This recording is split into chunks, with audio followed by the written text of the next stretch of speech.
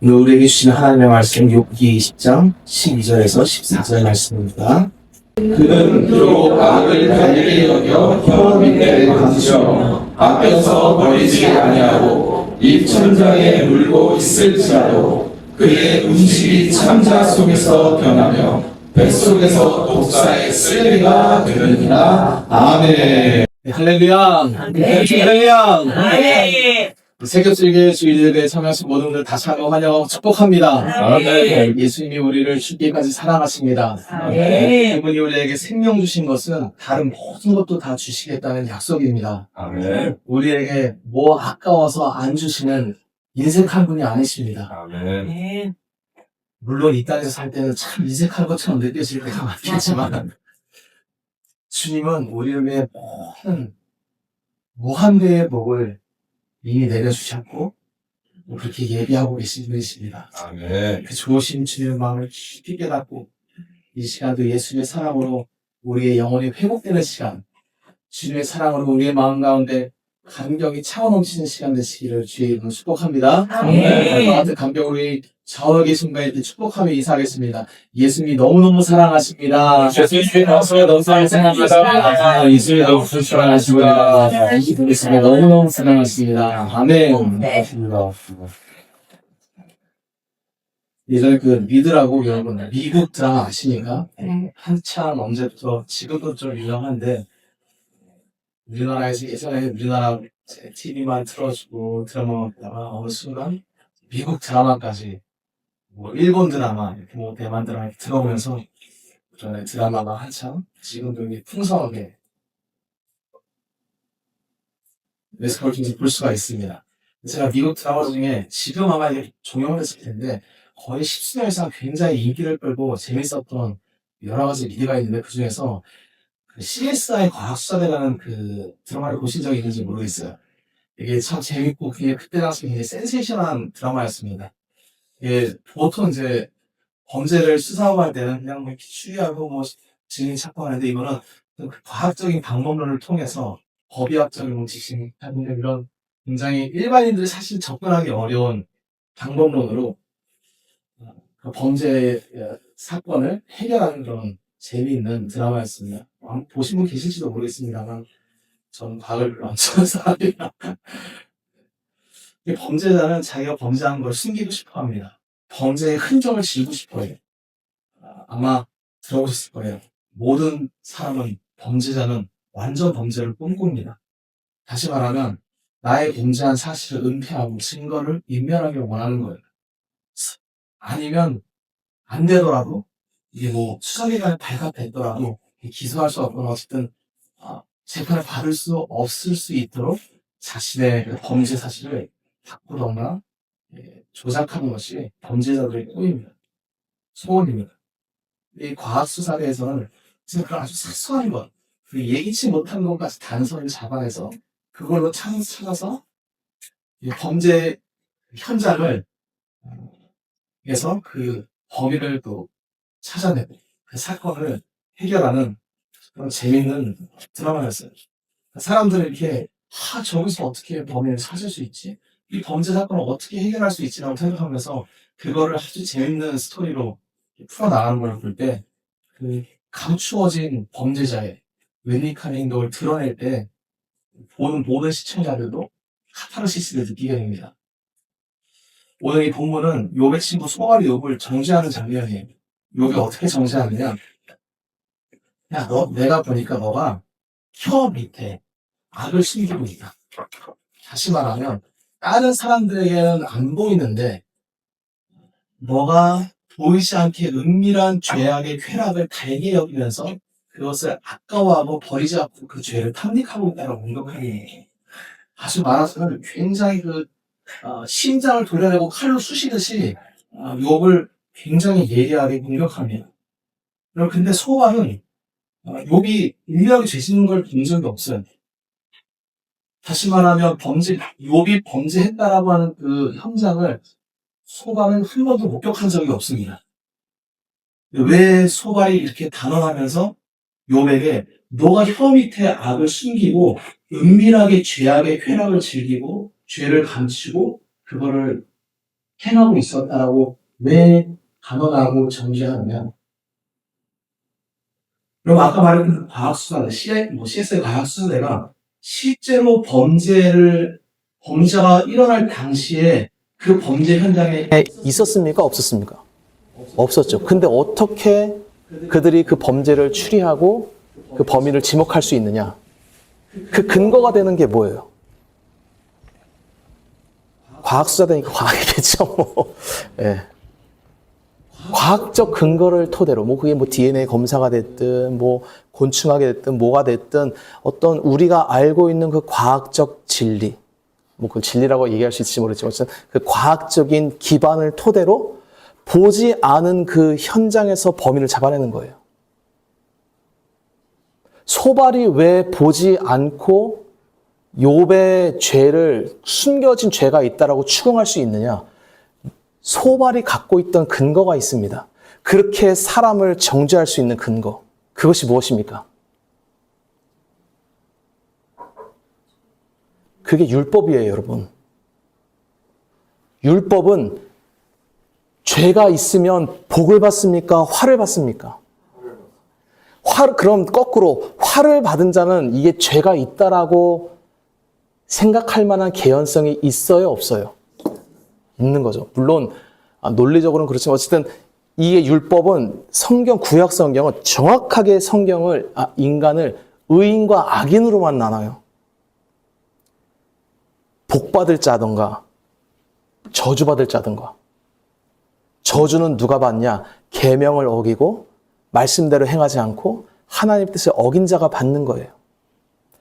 근데 소발이 볼 때 욥의 모습, 욥의 평소 행실이 죄가 있었습니까? 없었습니까? 없어요. 그러니까 죄가 숨겨져 있다고 공격하는 겁니다. 왜? 자기 생각 안에, 율법의 지식 안에서 분명히 욥이 재앙을 당했는데 겉으로 보이는 죄가 있다 없다? 없으니까 숨겨진 죄가 있다라고 하는 거예요. 이런 율법의 그 논리에 사로잡히면 아주 이게 무시무시한 거예요. 사람 정죄하는 이 칼날이 예리하기 그지없이 옵니다. 다시 말하면 소발이 딱 보고 사람을 평가할 때 마음에 확신을 주고 자기가 보지도 않은 남의 죄를 정죄할 수 있었던 그 근거가 뭐냐? 하나님의 말씀이었어요. 정확히는 구약 성경이었습니다. 이때 당시는. 다른 사람을 고발할 수 있는, 보지도 않고 추리해서 숨겨진 죄악까지 들춰낼 수 있는 강한 수사력, 그것이 바로 율법이었죠. 율법은 딱 보고 겉으로 드러나는 모습으로 그 사람의 과거를 찍어내고 그 사람의 범죄를 찍어내고 보지도 않은 그 사람의 죄악까지 들춰낼 수 있는 게 바로 율법이에요.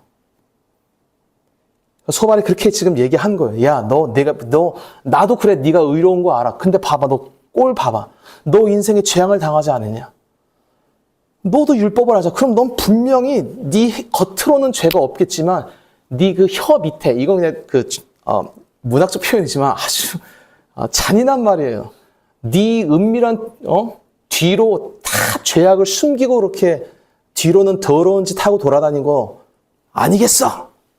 소발이 욥을 공격하는 것입니다.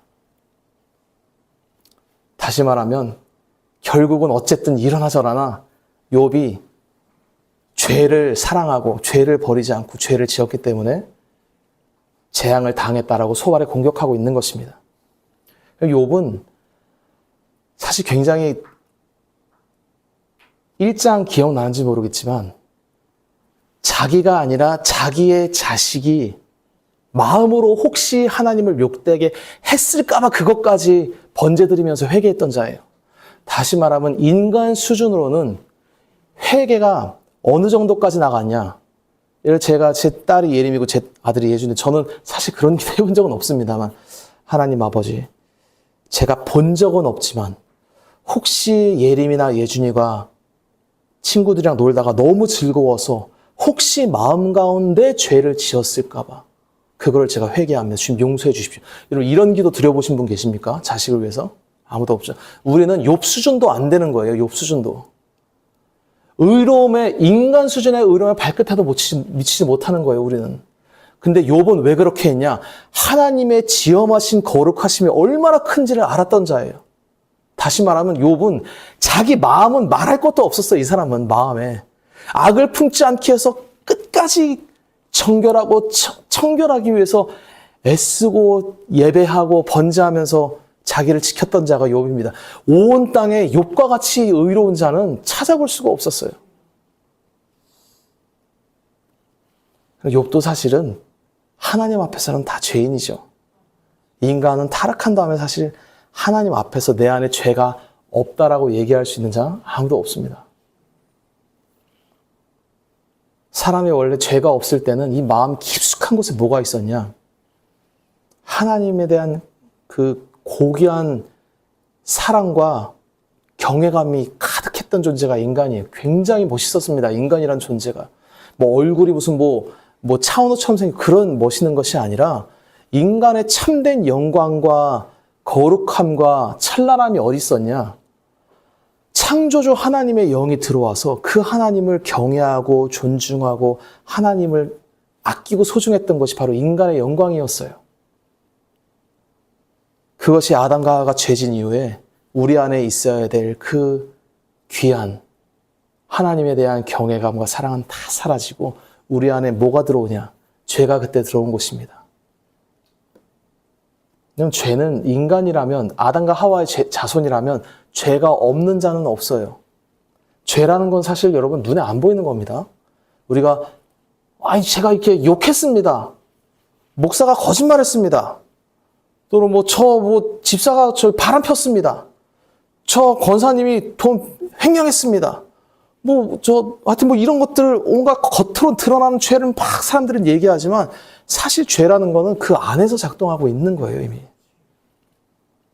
이거를 뽑아낼 수 있느냐? 죄라는 게 얼마나 깊이 우리 안에 들어가 있냐? 죄가 힘을 가지고 우리를 조종하는데 생각, 감정, 심지어 우리의 의지까지 조종하는 게 죄예요.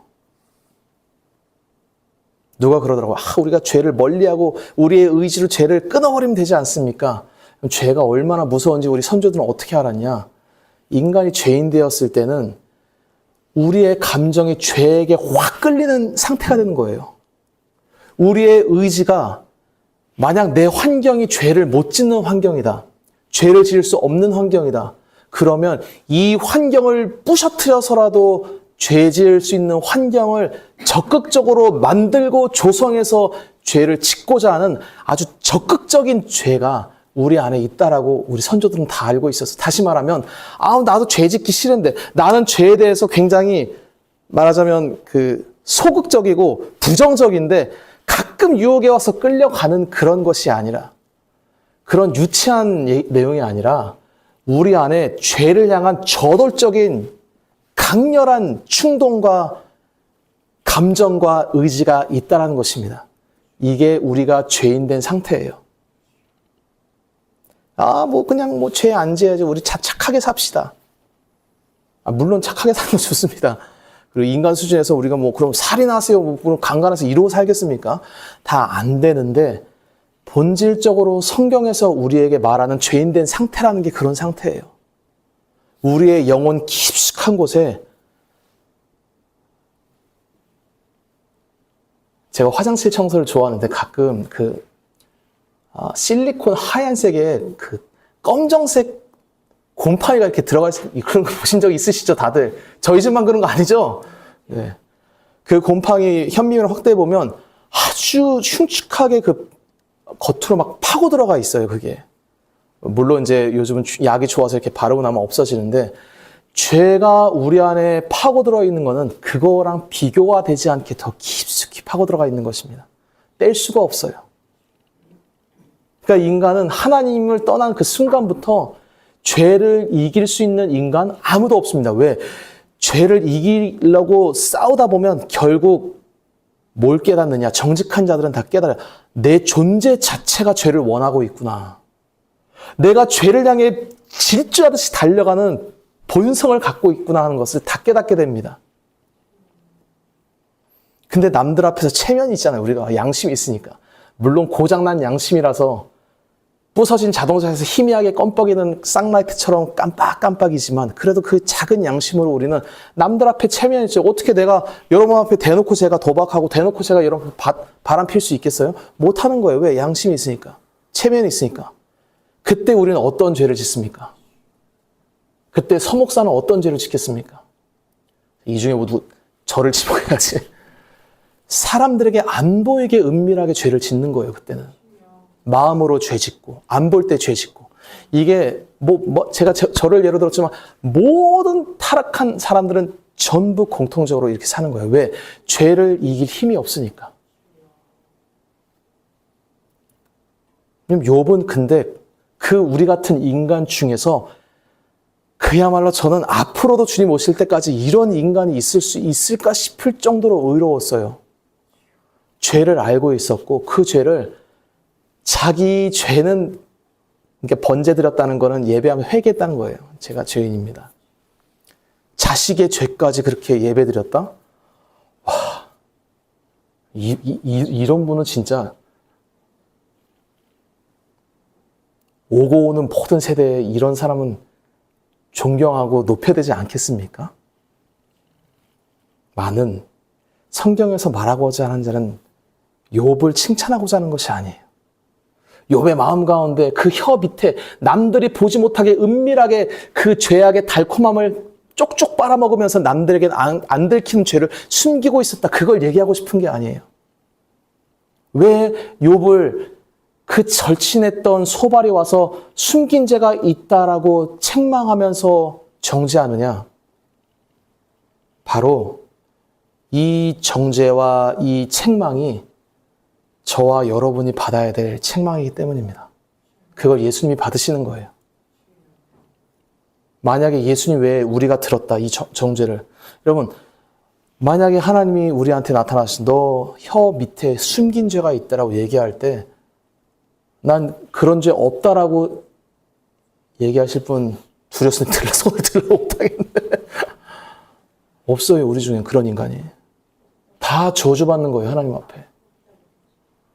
사람은 제가 한 번 어떤 목사님이 저한테 알려주신 얘기인데 제가 너무 깊이 마음에 새겨져가지고 잊혀지지 않는 얘기예요.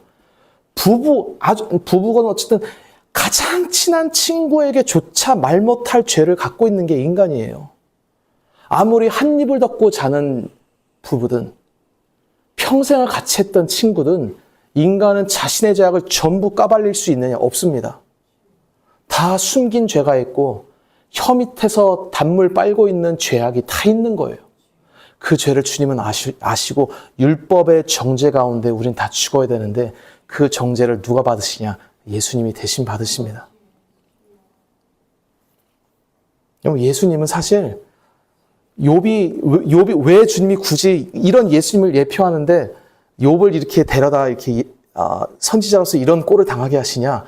예수님이 죄가 없는 분이시기 때문에 그런 거예요. 만약 욥이 인간 수준에서 죄가 있었다 그러면 펑펑 하면서 내가 잘못했어. 내가 사실은 마누라 몰래 돈 딴 데 도박하는 데 쓰고 바람 피고 이랬으면 이 내용이 성립이 안 되죠. 근데 하나님께서 인류 역사상 가장 의로운 인간 수준에서 인간 수준에서 진짜 없다라고 할 만큼 깨끗하고 거룩했던 욥을 들어다가 친구들의 사정없는 율법의 공격을 받게 하시면서 우리를 대신해서 정죄받고 추궁받으시는 예수님의 고난을 우리에게 가르쳐 주시는 것입니다.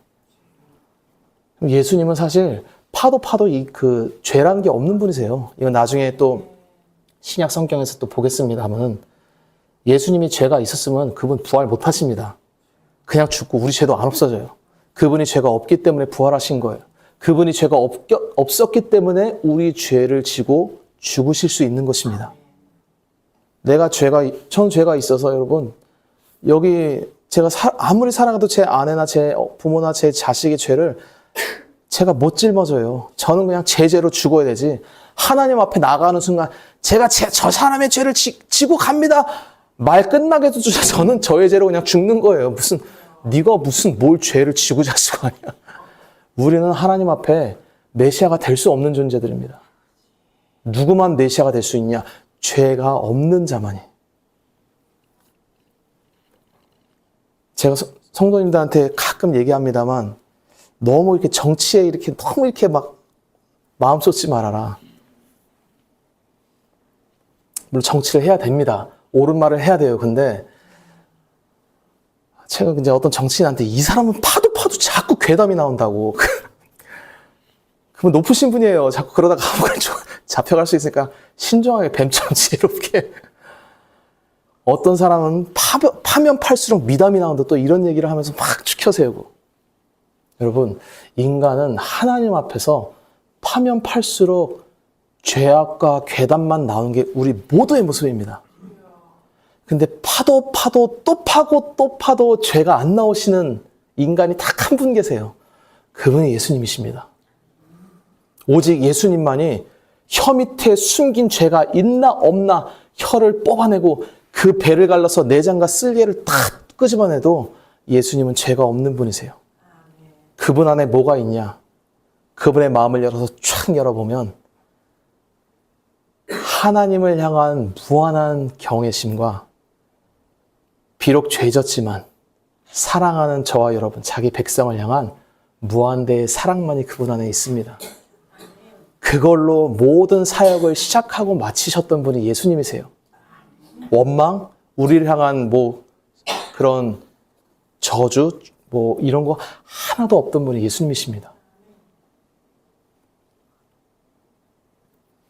그러니까 여러분, 우리가 인간 수준에서 볼 땐 욥이 훌륭해 보이고 경건해 보이지만 사실 하나님 앞에서는 내 혀 밑에 내가 단물 빨고 있는 죄가 없다라고 얘기할 수 있는 자는 아무도 없는 거예요.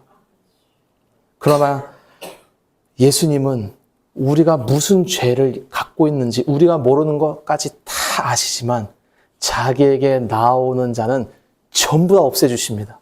전부 덮어주시는 거예요. 여러분, 죄가 드러난다는 건 굉장히 부끄러운 거예요.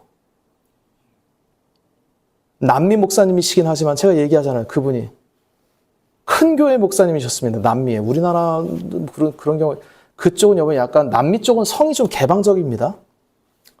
우리나라도 좀 비슷하게 가는 건지 모르겠지만 큰 교회 목회하고 사람들한테 기립박수 받고 그날 주일 저녁 가서 남창한테 가서 동성애질을 하고 왔다고 고백하는 목사님을 그런 글을 봤어요. 그 죄를 자기가 못 끊겠다고. 우리가 볼 땐 더럽죠. 구역질 나죠. 사람마다 다 그런 것이 있는 거예요.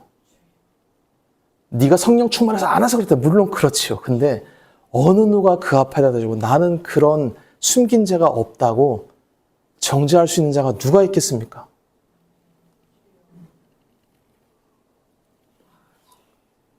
제가 고등학교 때 그때 아주 악한 일지는 아니었는데 저희 반에 물론 저는 항상 앞자리에 앉고 공부만 했기 때문에 어울리지는 않았지만 뒤에서 노는 애들 소리가 들리잖아요. 꼭 이렇게 괴롭힘 당하는 애들이 있었어요. 요즘도 있을 겁니다. 아마 왕따라고도 하고 이지매라고도 하고. 일진이 괴롭히는데 제 귀에 들려오는 거예요. 뭐라고 걔 일진이 괴롭히냐? 야, 1,000원 내놔. 돈 내놔, 1,000원짜리. 너 있잖아 이러는데 걔가 떨리는 목소리 나 없어 이러는데 그 일진이 그러더라고요. 너 내가 지금부터 뒤져가지고 나오면 10원당 한 대야 이렇게 협박하더라고요. 그때 제가 분노가 났지만 가만히 앉아서 공부했습니다. 그럼 찾아서 안 나오면 어쩔 건데요? 굉장히 무례하고 악한 악한 놈이었어요, 그 놈은. 내가 거기서 그렇게 당했다 화가 나더라고, 난 개인적으로. 물론 안 도와줬습니다만. 물론 그렇다고 큰일은 나진 않았었어요. 예수님이 우리의 죄를 대신 지셨는데 그분은 속에 숨긴 죄라는 게 없는 분이세요. 예수님이 이 땅에서 사역하실 때 그분이 가난하고 출신 성분도 별 볼 일 없고 죄인들이랑 하도 어울리니까 율법을 아는 바리새인과 율법사들 뭐라고 공격했냐? 숨긴 죄가 있다고 예수님은 그렇게 추궁해 댔습니다. 예수님에게 이런 모욕은 없는 거예요. 하여튼 예수님이 당하신 그 모독과 수치는 우리가 상상할 수 있는 이상 깊은 마음의 그 모욕감과 수치를 느끼시며 우리를 위해서 사역하셨던 분이 예수님이십니다. 예수님은 사람들의 숨겨진 죄까지 다 가려주기 위해 오신 거예요. 물론 만물이 결국 제가 얘기했죠. 천국 가면 우리는 다 우리가 어떤 인생을 살았는지 다 알게 됩니다. 왜? 우리를 부끄럽게 하려는 것이 아니라 기억나시죠, 여러분? 천국은 예수님 외에 피조물은 높임 받을 수 있는 곳이다, 없는 곳이다? 없는 곳이에요, 여러분. 천국 가면 누구만 높임 받습니까? 예수님. 우리가 천국 갔을 때 죄가 많다. 근데 그 자가 구원받았다. 예수님이 어마어마하게 영광받는 곳이에요. 내가 한평생 죄 짓다가 죽기 전에 숨 꼴딱꼴딱 넘어가기 전에 예수님 죄송합니다. 꽥! 그러고 죽었다. 한평생 죄 짓다가 천국 갔다. 여러분, 천국에서는 잔치가 벌어져요. 예수 그리스도의 영광을 빛내는 피조물이 왔다고. 천국은 내가 이 땅에서 예수 믿고 무슨 공로 쌓아서 거기서 내가 무슨 으쓱하고 살 수 있는 그런 곳이 아닙니다. 하나님 앞에 가면 우리는 다 벌과 벗겨진 것처럼 구역질 나는 숨긴 죄가 다 드러나요. 근데 그것 때문에 천국 가면 정죄받느냐, 부끄럽냐? 안 그렇습니다. 왜? 우리가 다 똑같은 자라는 걸 그때 아는 거예요. 우리가 다 예수의 공로와 은혜로 구원받는다는 것을 그때는 다 아는 겁니다. 그래서 천국은 예수님 외에는 높임받는 곳이 아니에요. 그리고 우리는 다 그 예수님만 높이고 찬양하는 곳, 그 기쁨과 감격으로 사는 곳이 천국입니다. 여러분, 그러니까 우리가 신앙생활 할 때 이게 이 율법의 뿌리라는 게 너무 깊어요. 사람들은 이게 남의 감춰진 죄를 들춰냈을 때 성경 말씀을 암송하면서 야, 이게 참, 이 기독교인이 미치려면 어디까지 미칠 수 있느냐? 출애굽기 22장 31절에 가라사대 너희 죄인아. 이게 사람들이 다른 사람에게 권면한다는 어떤 그 제스처를 취하고 있지만 전부 사람을 정죄하고 죽이고 숨긴 죄를 드러내려는 그런 영성으로 자기의 신앙을 뿜어내는 자들이 있어요. 여러분, 이건 저주받을 죄예요. 지옥 갈 죄. 기독교의 참된 영성은 물론 하나님이 죄를 드러내실 때가 있어요. 우리 가운데 같이 살다 보면 가깝게 지내다 보면 우리 서로 죄가 드러나죠. 저도 죄가 있고 여러분도 죄 있고 우리는 서로 죄가 드러나는데 그 죄가 있을 때 물론 내가 죄 없어 이러면 권면해서 우리가 다 죄졌잖아요 해줘야 되겠지만 내가 죄를 지은 걸 알 때 우리는 그걸 덮어주고 용서해주는 영성으로 살아가야 되는 것이 참된 신앙생활이고 기독교의 참된 영성입니다. 이게 은혜의 종교예요. 물론 인간이니까 용서 못할 죄가 있을 때는 비밀로 붙여야 됩니다. 드러난 건 어쩔 수 없지만 예수님 그러잖아요. 누가 범죄한 사실이 있으면 그 사람과 단둘이서만 얘기해라. 야, 쟤 그냥 저기 뭐 담에다가 오줌 쌌대요. 온천에 다 얘기하고 다니고. 여러분, 그거는 우리의 죄를 용서해 주신 예수님 앞에서 굉장히 큰 예수님의 은혜를 모독하는 죄예요. 우리를 얼마나 사랑하셔서 우리가 모르는 죄까지 다 용서해 주시고 우리를 귀한 주의 자녀 삼아 주셨는데 우리가 뭐라고 가서 남에게 넌 파도 무슨 괴담만 나온다 이 더러운 자식아. 물론 죄를 지은 사실 드러나면 뭐 감옥에도 갈 수 있고 뭐 벌도 받을 수 있겠지만 신앙적으로 크리스찬으로서 우리에게 제일 중요한 정체성은 크리스찬입니다. 우리는 이게 영원한 우리의 정체성이에요. 주님의 사람, 주님의 백성. 예수님의 사람으로서 파서 괴담이 나오면 그 사람이 회개하면 또 덮어줄 줄 알고 팠는데 또 나오면 또 덮어줄 줄 알고 주님 저 사람은 70번씩 7번 파도 계속 괴담이 나옵니다. 그 사람이 회개하면 용서해 줘야 돼요. 왜? 주님이 용서하시기 때문에 주님이 그 죄를 덮어주시기 때문에 우리 용서하면서 그 사람을 세워줘야 되는 것입니다. 이것이 은혜예요.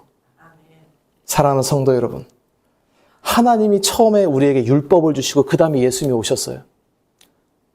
그때 그 율법을 가졌던 사람들이 전부 소발처럼 생각합니다.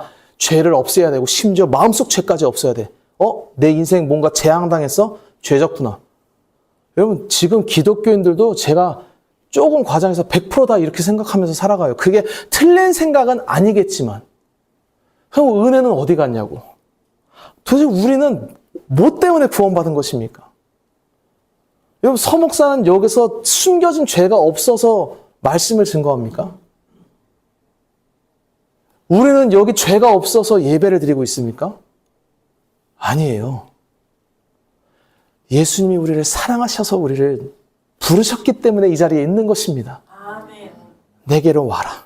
내가 너의 죄를 용서하는 자다. 누구든지 와서 내가 주님, 저도 죄가 있습니다. 저도 숨긴 죄가 있습니다. 숨긴 죄는 여러분 고사하고 우리는 사실 겉으로 드러나는 죄도 많잖아요. 솔직히 말하면. 주님 앞에 나오면 이 죄든 저 죄든 다 용서받는 거예요. 그것이 은혜입니다. 그러니까 우리 60년대, 50년대 그때 우리 믿음의 저의 할아버지 때 그 이상 처음 예수님을 믿었던 강렬한 부흥의 시기에 우리 선조들이 늘 기도하던 기도가 알고 지은 죄도 용서해 주시고 모르고 지은 죄도 용서해 주시고. 우리는 그분들은 아는 거예요. 왜? 그때 부흥의 때였습니다. 진짜. 예수님을 알던 자들이에요. 모르고 짓는 죄도 많다는 걸 아는 거예요. 우리 선조들은. 기도할 때 내가 알고도 지은 죄가 많은데 이것도 용서해 주십시오. 주님 죄송합니다. 근데 모르고 지은 죄도 많사오니 이 죄도 용서해 주십시오. 그럼 예수님이 더러운 자식아 가서 회개하고 와라. 안 그래요. 예수님 앞에 그렇게 자기의 죄를 자복하며 나아가는 그게 회개인 거예요. 하루에 70번씩 7번이라도 주님 앞에 나오라는 거예요. 내가 죄가 있다라고.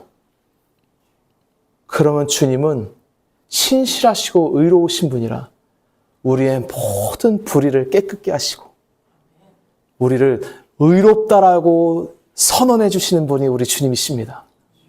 그렇게 2000년 전 창녀들의 의를 받았던 것이고 나라 팔아먹었던 그때 당시 죄송합니다. 요걸 개자식들이었던 세리들이 그렇게 예수님한테 너가 의롭다라고 피조물의 유일한 최후 심판자의 칭의를 받았던 것입니다. 우리도 똑같습니다. 오늘 우리가 신앙생활하면서 두 가지 길이 있어요. 한 길은 CSI 과학수사대가 되든지 예수의 제자가 되든지 남들 못 찾는 죄까지 현미경 들여대면서 너 숨긴 죄 있지? 무슨 자기가 법의학자라도 되는 것처럼 없는 죄까지 들춰내려는 그 쾌락과 그 죄매에 사는 마귀 같은 짓 하지 마시고 예수의 제자로서 죄가 있으면 모르면 알려줘야 돼. 이게 죄라는 걸 모를 수도 있으니까 이거 사랑하는 마음으로 그러시면 안 됩니다. 형제님, 자매님. 주님이 다 용서해 주시니까 어렵더라도 예수님께 나와서 회개하고 주일 예배 때 성찬하면서 용서해 주신 주님의 은혜를 받아들이십시오. 그게 아주 잘하는 거예요. 우리는 과학수사대입니까? 예수의 제자입니까? 예수의 제자입니다.